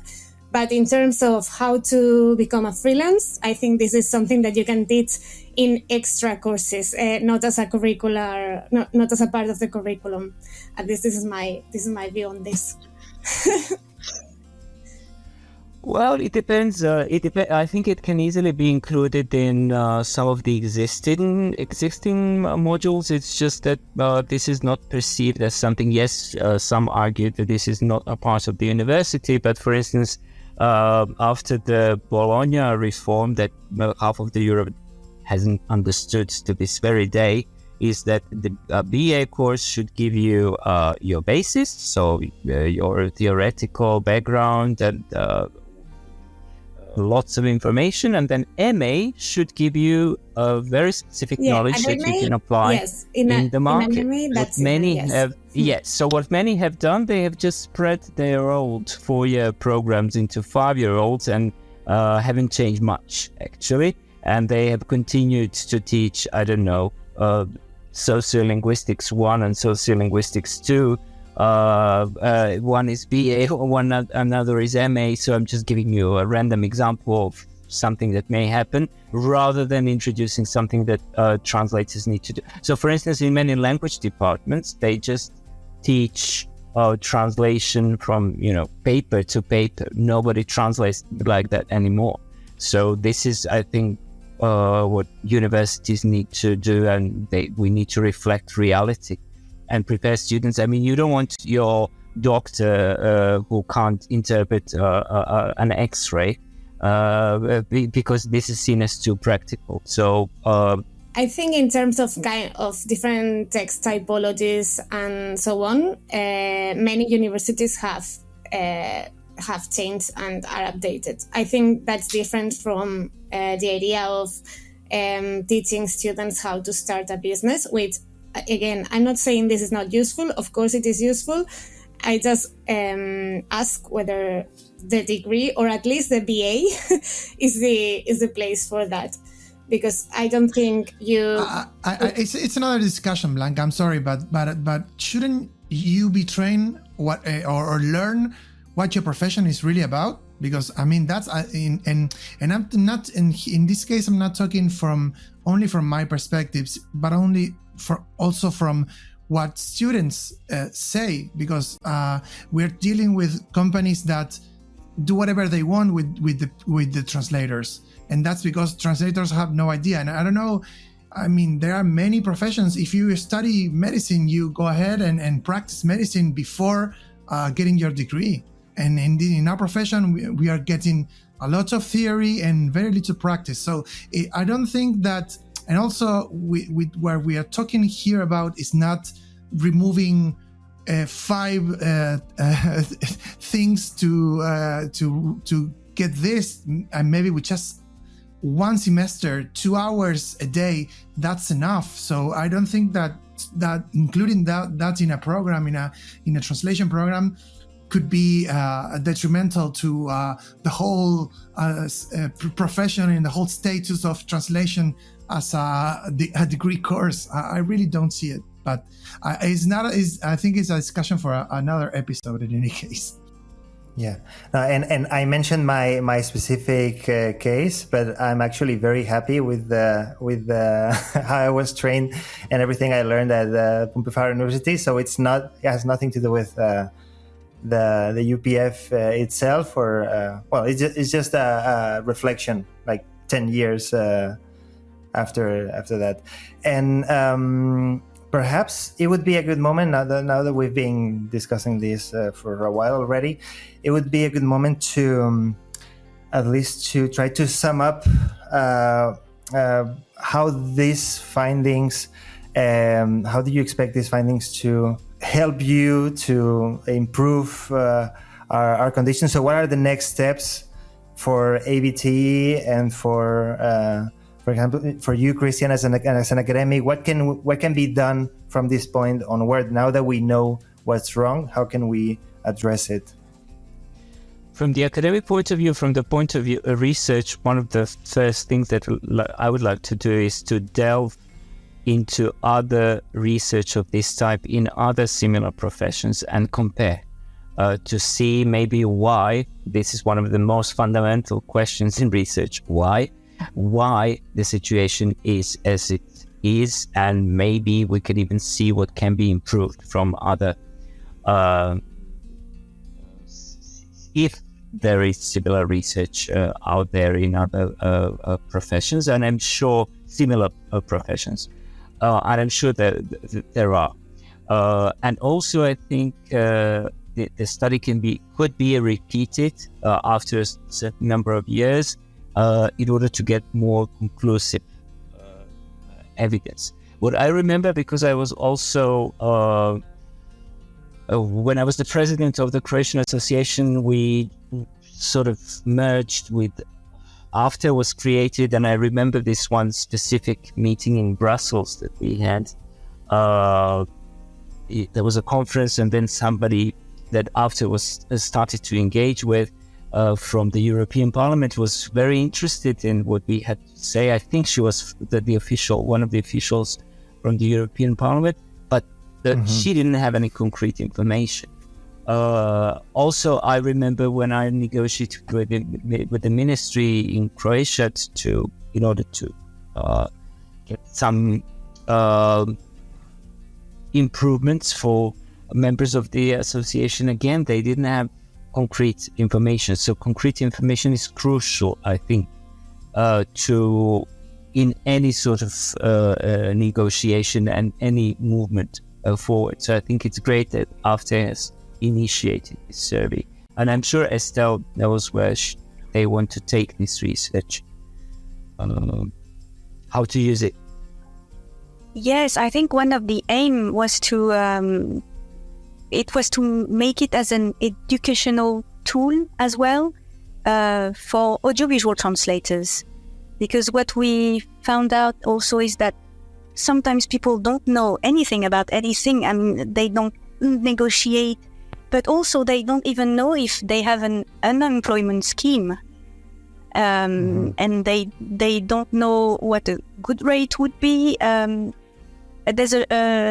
are in the dark in a lot of areas, and I think this can work also for people to know that they have to think about what Kristijan was saying, that the rate is just what you have on your bank account. It's not, the rate does not cover everything. What we saw also among the things that we don't do is we often don't sign a contract. For instance, I just like to mention that when we sign an NDA, an NDA is not a contract. It's something that covers the client, the contracting entity, but it does not cover you.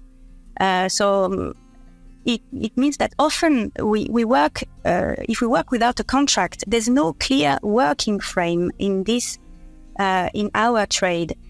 And it means in theory everything is possible, and sometimes that the client don't pay, or they don't give you the material, the video at the right time, so that you can work in good conditions. So what we will start to do from this results is to, as AVTe, is we're going to work on a contract, on a frame. That then every country can adapt, and something that we can present also to the clients and to the streaming platforms, for instance. Something that would satisfy. A standard contract, right? Yeah. Yeah, exactly. That could be then changed for each country. And also what we see from this survey is that right now the trade is not sustainable. It runs like a crazy horse. It's not sustainable, and this is not good for clients as well. It's not good for streaming platform. I mean, it's not good for the public. It's not good for anybody. If we go on like that, it's just going to collapse. So I think it can be used as an alarm for everybody on the market. Not only the translators, but really also the clients and also, of course, we said the institutions, but to show that there's something quite wrong as it is right now. And maybe it can encourage people to act, people to join the association, clients to be more open to better working conditions and so on.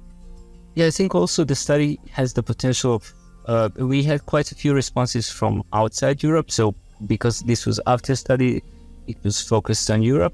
It can be taken globally as well. So, especially Damián is here.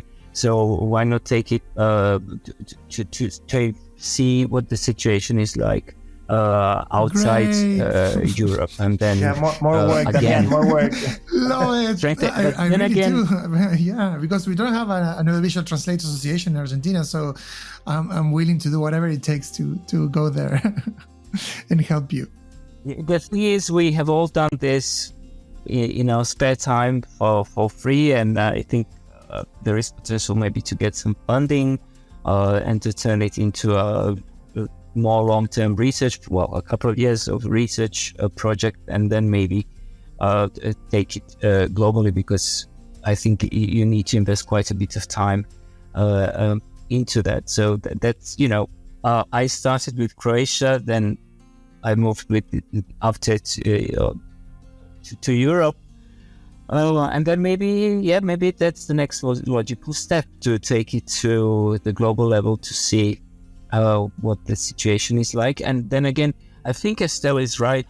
This is now somewhere on the edge of being sustainable. And I suggested, when I was invited to this panel in February, I have a feeling that this whole thing will explode or implode.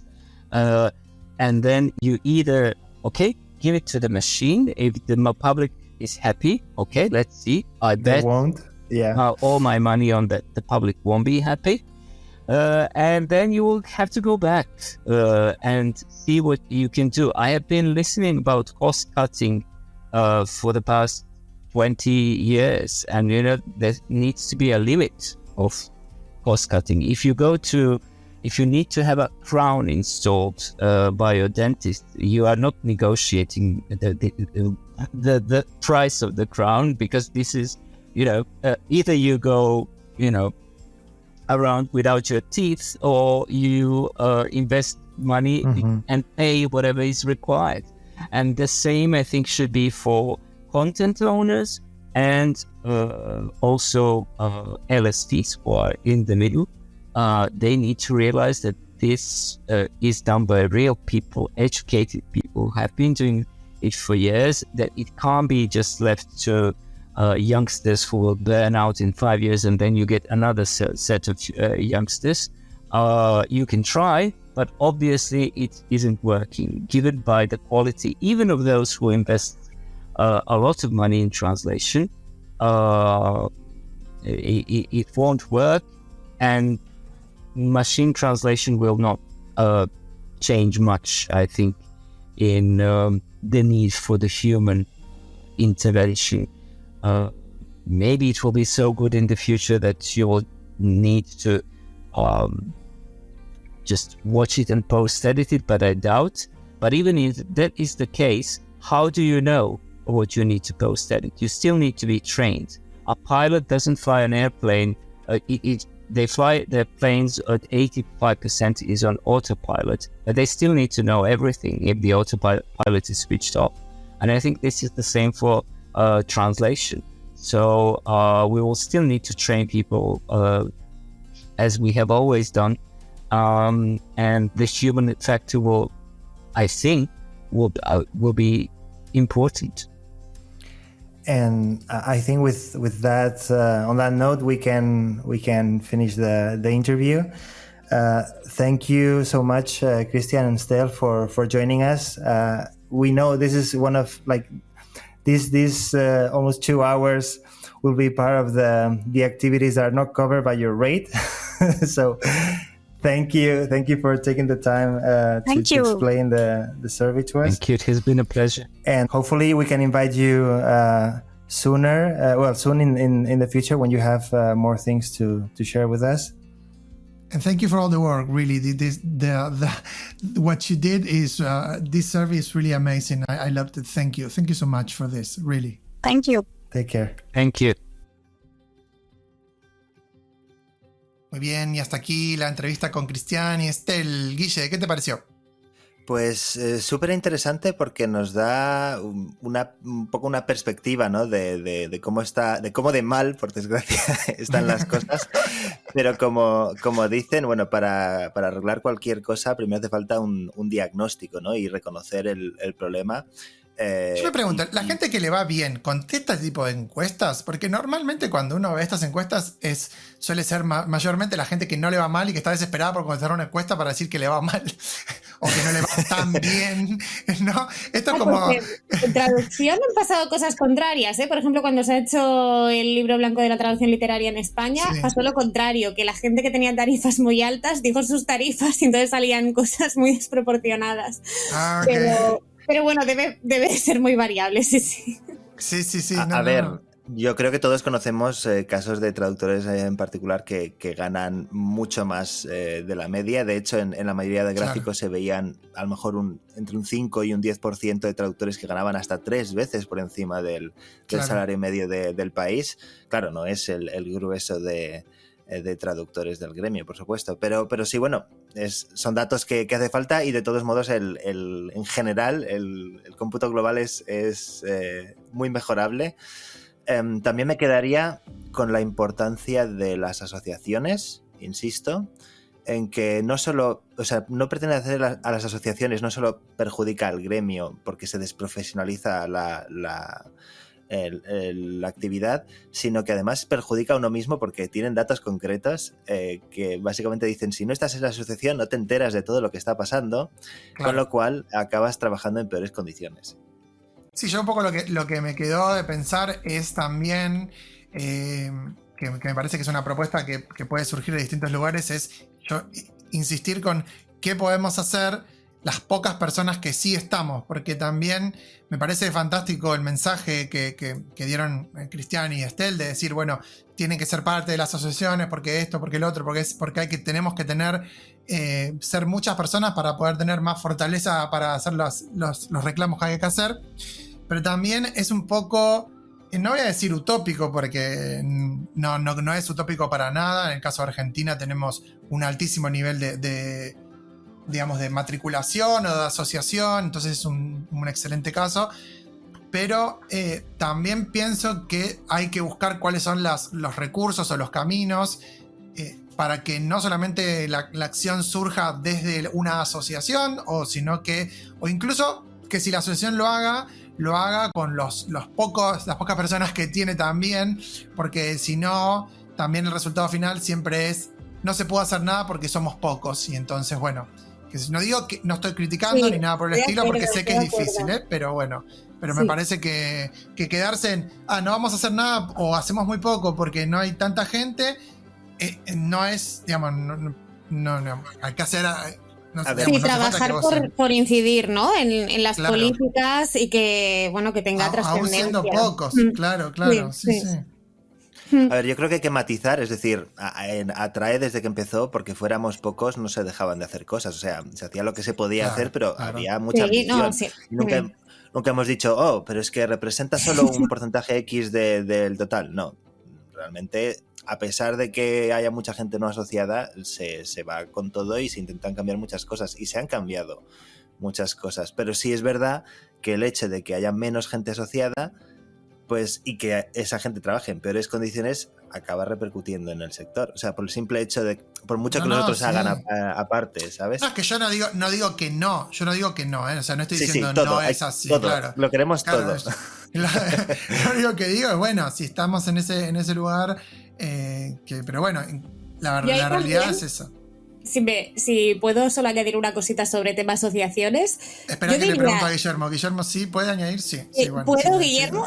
Yo añadiría que, aparte de asociarse, que esto creo que estamos todos de acuerdo en que es importante, no digo que tenga que ser a lo que dedica su vida todo el mundo, pero creo que sí, que en general es importante implicarse un poco más, ¿no? O sea, seamos 10 o seamos 100, un poco de implicación en la asociación, porque, claro, las asociaciones grandes, ¿no? Tú puedes tener 500 asociados, pero si nadie está dispuesto a dedicar su día, cuando es una entidad típicamente sin ánimo de lucro, ¿no? A dedicar su tiempo libre, no puede avanzar, no puede hacer grandes cosas con estas incidencias que estamos diciendo. Entonces, yo creo que también eso, que la gente se implique, ¿no? Que no sea me asocio para chuclar como un parásito lo que me pueda dar la asociación, sino pues durante unas épocas chuclo porque me va bien, porque no se trata de siempre estar implicadísimo, pero otras épocas también aportar y, no sé, dedicar el tiempo para que mejore la situación. Aquí debo decir también que es una cuestión de solidaridad, y que si acabas de empezar y estás en una mala situación es más difícil ser solidario, lógicamente, pero esto es una lucha personal, pero yo, en la gente que lleva muchos años que no sea solidaria con los que empiezan, no lo entiendo. No, pero bueno, no vamos a acabar en una nota negativa. No, para nada. Sí. No, al contrario. Y me parece muy importante esto que venimos repitiendo, que dice Blanca también. Implicarse es fundamental, porque hay muchas asociaciones que por ahí tienen un montón, pero la gente que participa de las actividades o lo que fuera, por ahí es el 10% del total de los inscriptos. Entonces, también eso es clave, que a veces... Y por eso también apunta un poco más a esta cuestión de si no somos muchos no se puede hacer nada. Porque hay veces que son muchos, pero igual son pocos los que quieren hacer algo. Entonces, o sea, que una asociación tenga, no sé, 1000 personas, no quiere decir que las 1000 personas van a firmar una carta para presentar, no sé, o lo que fuera, ¿no? Pero bueno. Iba a lanzarte una flor, Damián, iba a decir que yo siempre pienso que tú en Argentina y Billions, ¿no? Como Buzz Lightyear, eres una persona, es que a mí me dejas alucinada, o sea, pongo Instagram y estás haciendo un directo para ayudar a la gente que empieza, estás ahí hablando con la gente a cualquier hora, o sea, que creo que eso, o sea, más allá de formar parte de una asociación, sí que es implicación y solidaridad, ¿sabes? Bueno, pero esos tipos de cosas uno las puede hacer por fuera de una asociación también, por eso digo que tampoco... Eso digo. Además creo que tampoco hay que dejar de vista de que no digo que sean todos los casos, pero muchas veces si alguien no pertenece a una asociación, por algo es también. No vamos a decir que no pertenezco porque me da pereza meterme, no, quizás no está de acuerdo con lo que hace la asociación, o sea que también o no, por el motivo que sea, ¿no? O no le aporta nada en ese momento, o cree que no le aporta nada en ese momento. Claro. Y luego, aparte de este tema, otra cosa en la que me gustaría hacer hincapié es en la negociación, que es algo que hemos mencionado bastante en la entrevista, porque ya solo de no negociar nunca, de aceptar las condiciones que te dan, a negociar muy poquito, aunque sea, solo de vez en cuando y solo cuando te haga falta, hay una gran mejoría estadísticamente relevante en las condiciones. Y es gracioso que saliera este tema porque justo cuando estábamos haciendo la entrevista yo estaba pendiente de que me dijeran algo sobre una tarifa que estaba negociando para intentar mejorar, porque me he dado cuenta al cabo de unos meses de que una tarifa que tengo no me salía rentable, ¿no? O de que dedicaba más tiempo del que se suponía que lo tenía que dedicar. Y curiosamente, bueno, pues estamos en ello, o sea que la negociación está activa, pero que sí, que es necesario hacerlo y que los clientes están más dispuestos de lo que parece. Sobre todo si les importa que lo hagas tú. Así que es verdad que hay clientes a los que les da igual y bueno, en ese caso no hay mucho margen para mejorar. Pero bueno, creo que hemos aprendido un montón de cosas sobre negociación o ese tipo de cosas también, y tuvimos ahí nuestra pelea habitual con Blanca. Vamos a hacer, Blanca, un episodio para... Hay que decirles a los oyentes que cuando apagamos la grabación llegamos a la conclusión de que estábamos más de acuerdo de lo que parecía, porque mi idea era que hay que fomentar que la gente piense, sea curiosa por sí misma y tal. Y estoy de acuerdo en que se pueden integrar esas ideas que salieron en la entrevista de formación dentro de asignaturas que ya hay, ¿no? Como una pequeña parte o como pequeñas píldoras y tal. No dar asignaturas enteras sobre eso, al menos esa es mi percepción. Pero vamos, que no estábamos tan en desacuerdo. Exacto. Bueno, y si alguien está concienciado de todo esto es Blanca, que está con un pie en todos lados y que intenta mantenerse al día de todo, o sea que... ¿Listo? Gracias, Guillermo. Bien, muy bien. Bueno, y hasta aquí llegamos con el episodio de hoy. Recuerden visitar a nuestro patrocinador Ooona en su sitio web oona.net y registrarse para las 4 semanas de prueba. Recuerden también que pueden encontrar toda la información del podcast en nuestro sitio web www.sincroniapodcast.com y también en nuestro canal de YouTube, y que pueden suscribirse a la gacetilla del programa para no perderse ninguna novedad de los episodios. Encontrarán el enlace a la gacetilla en nuestros perfiles de Instagram. Hasta la próxima.